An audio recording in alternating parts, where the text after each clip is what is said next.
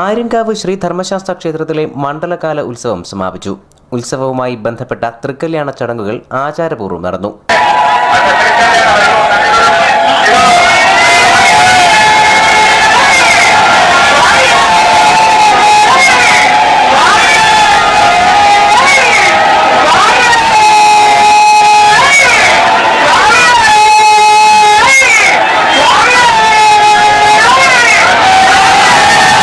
ഉത്സവ സമാപനത്തിന്റെ ഭാഗമായി ചൊവ്വാഴ്ച വൈകിട്ട് സാംസ്കാരിക സമ്മേളനം സംഘടിപ്പിച്ചു. ക്ഷേത്ര കമ്മിറ്റി പ്രസിഡന്റ് VS സോമരാജൻ അധ്യക്ഷനായ ചടങ്ങിൽ R രജനൻ സ്വാഗതം പറഞ്ഞു.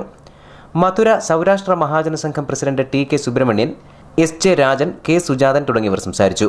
സാംസ്കാരിക സമ്മേളനത്തിനു ശേഷം പുഷ്പാലങ്കൃതമായ 2 പല്ലക്കുകളിൽ ധർമ്മശാസ്താവിനെയും പുഷ്കലാദേവിയെയും എഴുന്നള്ളിച്ചു. 10,000-ഓളം ഭക്തരാണ് പല്ലക്കെഴുന്നള്ളത്തിൽ പങ്കെടുത്തത്.